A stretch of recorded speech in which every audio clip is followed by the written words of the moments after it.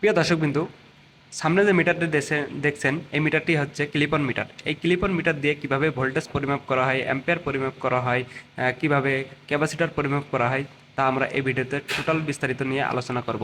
ভিডিওটা থেকে ভালো লাগলে অবশ্যই লাইক কমেন্ট করবেন। প্রথমে আমরা ভোল্টেজ চেক করি।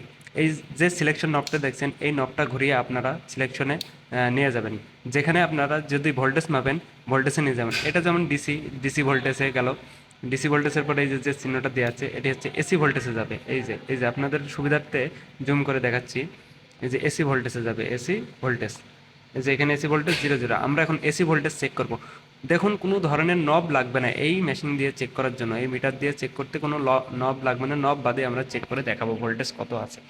আমরা যে কোনো একটি ফেজ নিলাম, থ্রি ফেজ, এটি আছে থ্রি ফেজ লাইন। যে কোনো একটা ফেজ নিলাম, ফেজ নিয়ে দেখি আমরা এখানে কত ভোল্টেজ আছে।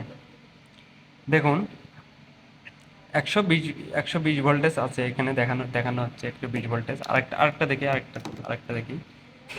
এটাও 110 ভোল্টেজ, 120। আমরা আরেকটা চেক করে দেখি। এটাও 120 ভোল্টেজ আছে। এই যে 150 ভোল্টেজ আছে। আমাদের এটা হচ্ছে নিউট্রাল। দেখুন এই মিটার দিয়ে এবার অ্যাম্পিয়ার কীভাবে মাপা হয় সেটা নিয়ে আমরা আলোচনা করব। দেখুন এই যে অ্যাম্পিয়ার, অ্যাম্পিয়ার সিলেকশন করবো আমরা 20 অ্যাম্পিয়ার। এই যে 200/400 অ্যাম্পিয়ার এটা সিলেকশন করে নিয়ে আমরা এখন ফেজের অ্যাম্পিয়ার নির্ণয় করব। 6.9 অ্যাম্পিয়ার। এখন ভোল্টেজ যাচ্ছে 6.9 অ্যাম্পিয়ারে। অবশ্যই এই ধরনের ভিডিও পেতে আমাদের চ্যানেলকে সাবস্ক্রাইব করে রাখুন। আমরা নিত্য নতুন ভিডিও নিয়ে আলোচনা করব।